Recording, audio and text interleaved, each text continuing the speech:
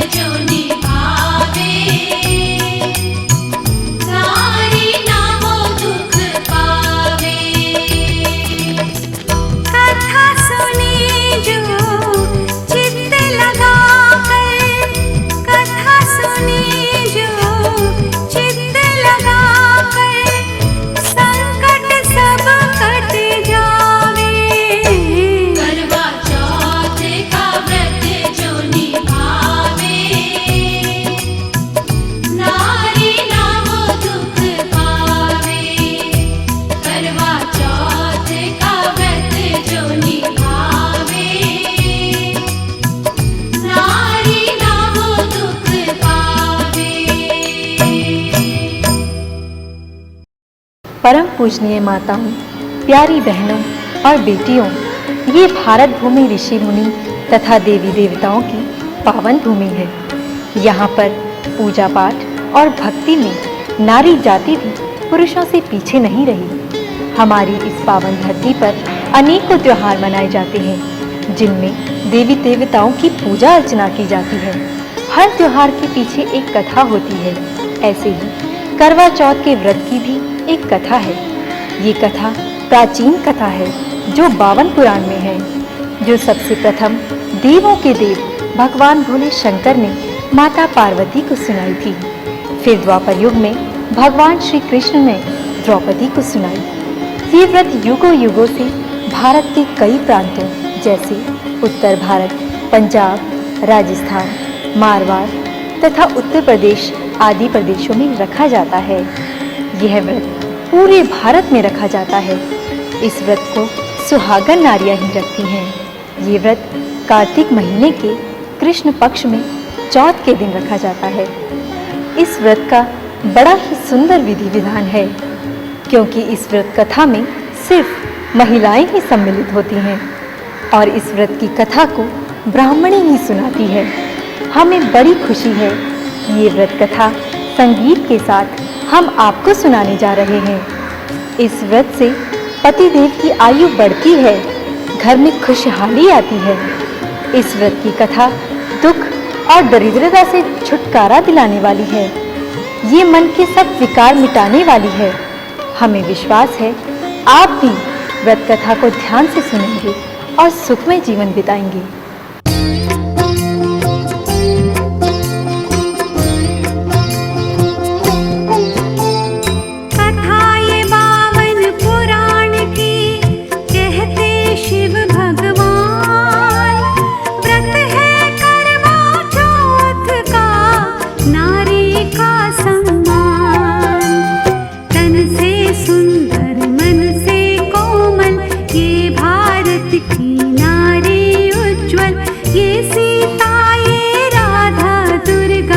इसमें शक्ति सारी है प्रबल, महिमा इसकी सबसे न्यारी, सुख की दाती जग की प्यारी, शारदा लक्ष्मी पार्वती ये, दुर्गा काली और शक्ति ये, 100 संकट सह कर भी ये अपना धर्म निभाती है।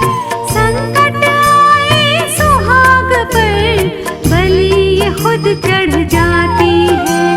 पति देव का ध्यान ये धरती, सास ससुर की सेवा करती, सारे व्रत ये मन से करती, पति परमेश्वर के दुख हरती।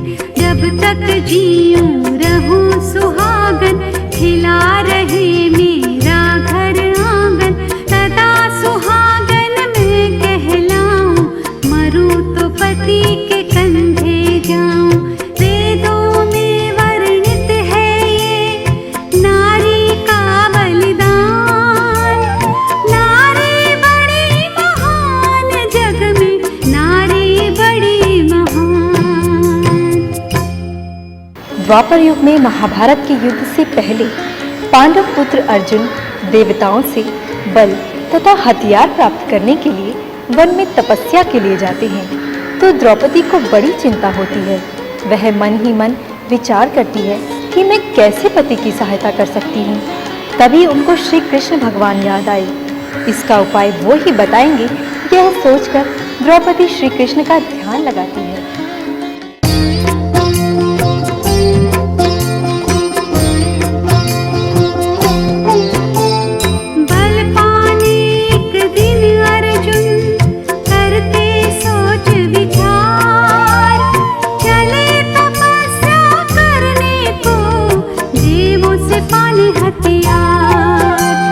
सुनो सुनो ये कथा अति पावन, नारी महिमा ये मन भावन।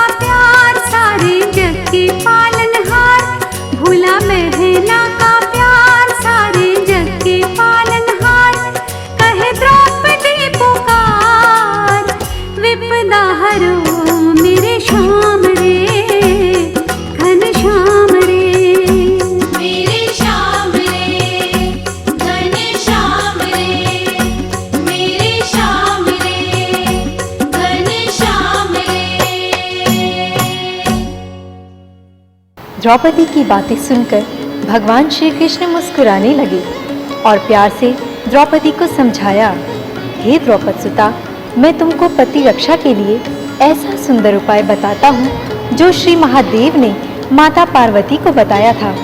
जैसे तुमने मुझसे पूछा है, ऐसे ही वर्षों पहले माता पार्वती ने भोलेनाथ जी से पूछा था। तब भोलेनाथ जी ने प्रसन्न होकर उमा से कहा कि हे प्रिय, तुमने बहुत अच्छा प्रश्न पूछा है। मैं तुम्हें करवा चौथ के व्रत की महिमा अवश्य सुनाऊंगा। श्री कृष्ण बोले, हे द्रौपद सुता, वही व्रत कथा मैं विधि अनुसार तुमको सुनाता हूँ। तब भोलेनाथ गौरा से कहने लगे,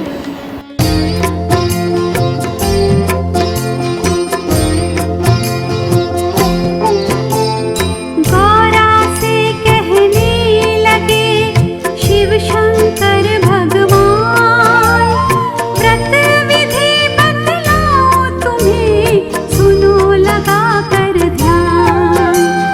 इस व्रत की मैं विधि बताऊं, सुन लो गौरा तुम्हें सुनाऊं। जो भी सुहागन ये व्रत करेगी, पति के सारे कष्ट हरेगी।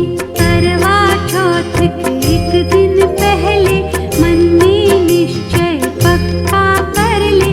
प्रात काल जब चौथ है आए, अपने घर को वो महकाए। सूर्य देव के उगने से पहले करे स्नान, फिर प्रसाद बनाए के करे सुहागन दान। सास ननद दौरानी जेठानी, सखियों संग में भोग लगाए। दिन में चिंतन करे प्रभु का, नाम के उनका वो गुण गाए। अपने घर को स्वर्ग बनाओ, अपने देव की मूर्ति बनाओ। उन चरणों में शीश झुकाओ, मन मंदिर में ध्यान लगाओ। ब्रह्मा विष्णु महेश का हृदय में रखे ध्यान।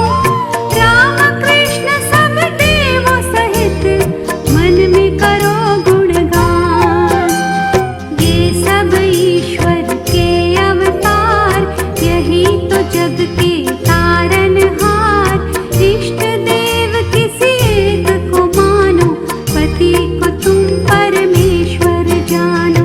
जैसे पति होता है एक, है प्रभु रूप अनेक। देवी देवता के गुण गाओ, सबको व्रत की कथा सुनाओ। पूजन विधि बतलाऊं तुम्हें, सुनो लगा कर ध्यान। जल का करवाओगे धरो, और पाछे निष्ठान। यथा योग कलशों के अंदर, चांदी सोना और घी डाले। गेहूं गुड़ से बने पदार्थ, उस करवे के ऊपर राखे। फिर सब ध्यान मगन हो जाए, चौथ व्रत की कथा सुनवाए। ब्राह्मण मिले उससे सुनवाए, या फिर आपस में ही सुनाए। इस करवे को फिर नारी रखे बहुत संभाल। भूख प्यास से घबरा कर ना होवे बेहाल। रात आए जब चांद चढ़े, तो करवे का जल वृक्ष चढ़ाए। सास ससुर और वृद्ध जनों के चरणों में जाकर शीश नवाए। बड़े बूढ़ों का आदर करके, गहने वस्त्र दान में धर के।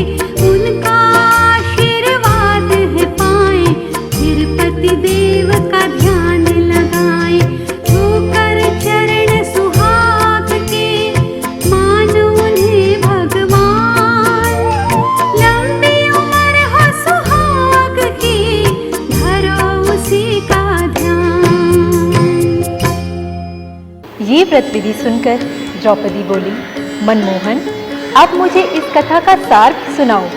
तब मनमोहन बोले, हे द्रौपद सुता, सुनो इस व्रत कथा का सार मैं तुम्हें सुनाता हूँ।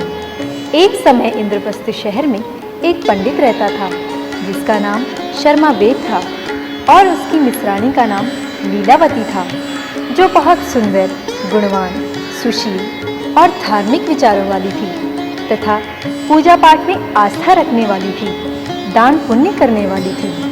ऐसे ही स्वभाव के शर्मा वेद थे। उनके 7 पुत्र थे जो बड़े ही सुंदर और गुणवान थे। इन 7 भाइयों की एक बड़ी प्यारी छोटी बहन थी जो सुंदर, सुशील और गुणवान थी। 7 भाई उसे बड़ा प्यार करते थे और साक्षात उसे देवी मानते थे। उसका नाम वेदवती था। धीरे धीरे कन्या जवान हो जाती है और घर में उसकी शादी की बात चलने लगती है।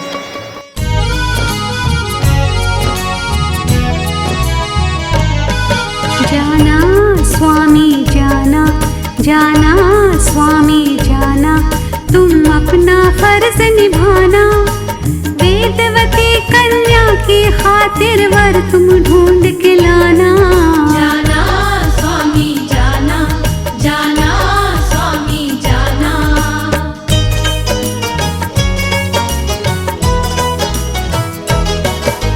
सुनो द्रौपदी, अब तुमको आगे कथा सुनाते हैं। कन्या हेतु शर्मा वेद पर खोजन को जाते हैं।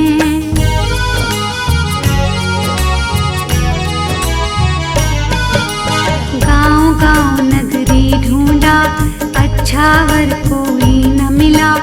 एक नगर में बात बनी जहाँ कन्या का संजोग मिला।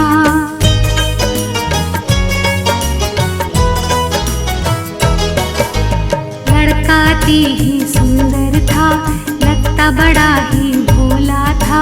घर में कोई कमी न थी, लक्ष्मी ने भंडारा खोला था।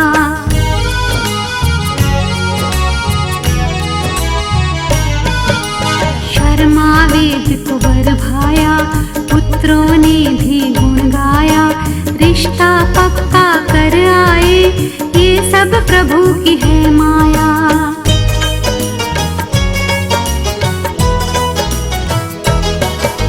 शादी का वो दिन आया, घर में खुशी अति छाई। छोटी बहन की शादी में मगन भये 7 भाई।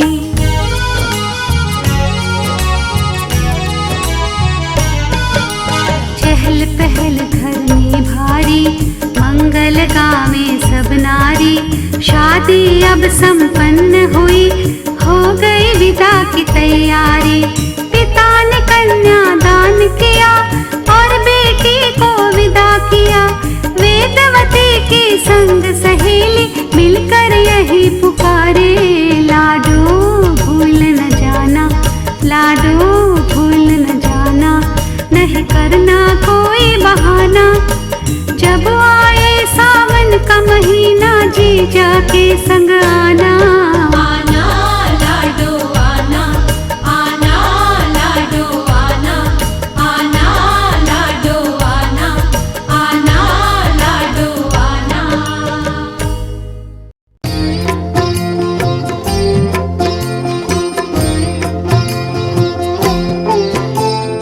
वेदवती ससुराल से अपने घर को आए। वर वधू एक दूजे का मुंह भी देख न पाए। करवा चौथा ये मन भावन, रखे व्रत है नारी सुहागन। वेदवती ने भी सोचा मन, मैं व्रत रखूं भाभी के संग में। दिन भर कुछ ना किया खाया, राम नाम का ही गुण गाया। शाम हो गई दिन ढल गया, भूख ने विद्या को सताया। पाली उम्र नादान थी, भूख से हुई बेहाल। देखा गया ना भैया से छोटी बहन का हाल। कष्ट हुआ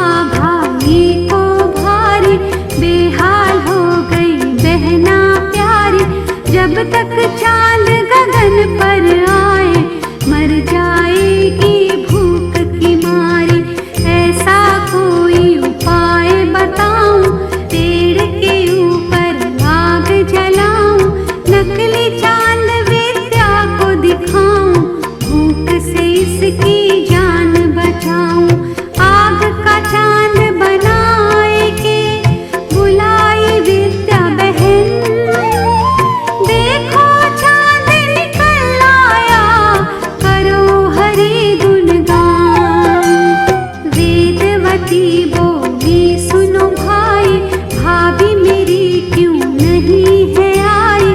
भाई ने बहना को बतलाया, उसका चांद अभी ना आया। तू छोटी है इस कारण ही तेरा चांद है पहले आया। बहका कर भाई ने बहन को व्रत से पहले खाना खिलाया। होनी होकर ही रहे, टाल सके ना कोई।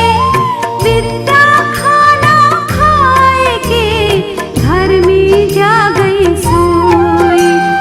चांद चढ़ा जब भाभी आई, विद्या उनको सोती पाई। भाभी उन विद्या को है जगाया, चांद देखने उसे बुलाया। विद्या ने भाभी को बतलाया, मेरा चांद तो पहले आया।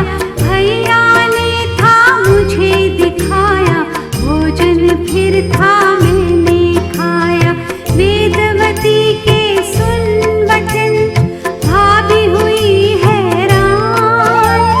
मन ही मन कहने लगी, ननद मेरी नादान। रात गई और आया सवेरा, चिट्ठी लाया एक हरकारा। चिट्ठी वो ससुराल से आई, पढ़ कर दुखी हुए सब भाई। भाभी सारी थी घबराई, घड़ी ये कैसी दुख की आई। भाई भाभी चुप है सारे, वेदवती ने वचन उचारे। तब के सब खामोश हो, भाई हुई क्या बात। मुझको भी बतलाओ कुछ मेरे पिता और मात। भाई हाल विद्या को सुनाए, आंखों में थे आंसू आए। सुन विद्या हो गई बेहोश, भाइयों को हुआ बड़ा अफसोस। भाई रहा अपने को कोस, मेरा है ये सारा दोष। बाली उम्र में दुख है दीना, विद्यावती का सुहाग है छीना। वेदवती को होश आया, भाइयों से कहा सुनाए। मैं देखूं भगवान को वर्दी जो मंगवाए। विद्या के ससुराल से पति शब्दिया मंगवाए। विद्या सरगोदी में ले रहती रुधन मचाए।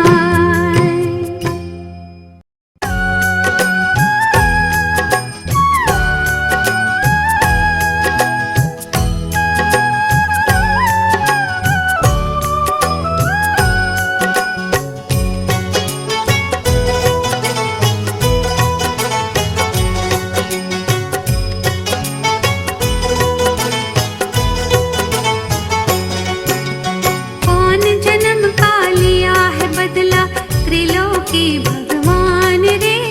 एक सुहागन की है अभागन, लेक पति के प्राण रे।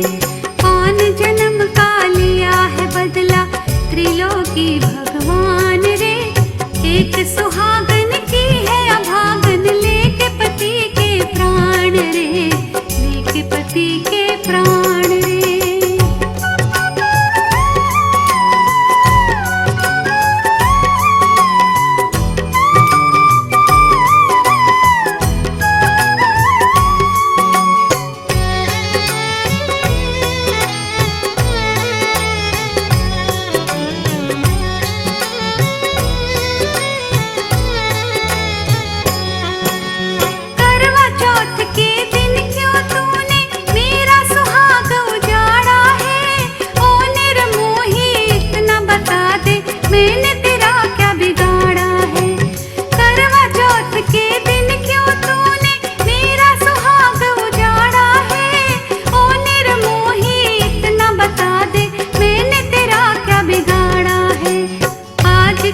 क्यों तूने लूटे मेरे सब अरमान रे।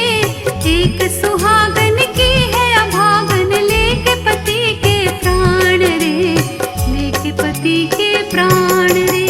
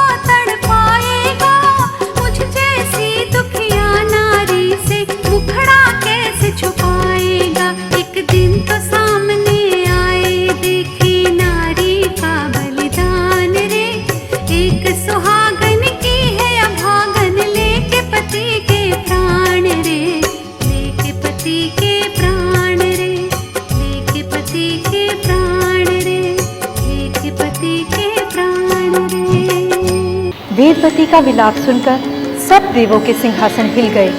लक्ष्मी, सरस्वती तथा पार्वती घबरा गई। उधर इंद्र महाराज का सिंहासन डगमगाने लगा। तभी इंद्राणी ने पूछा, महाराज ये क्या हो रहा है? इंद्रदेव ने बताया, ये पतिव्रता नारी की पुकार है जिसका पति करवा चौथ के दिन व्रत पूरा ना होने की वजह से मूर्छित हो गया है। इंद्राणी ने कहा, महाराज उसे जीवित कर दीजिए। इंद्रदेव बोले, नहीं, ये नहीं हो सकता। इसके द्वारा वेदवती की कोख में जो संतान होगी वो हमारा सिंहासन छीन लेगी, इसलिए इसे जीवित करना उचित नहीं होगा। इसकी नारी पतिव्रता है। तो महाराज मैं इसे समझाकर आती हूँ। पहले इंद्राणी रूप बदल बदल कर उसे डराती है। जब वेदवती पर कोई असर ना होता देख अपने असली रूप में आकर कहती है,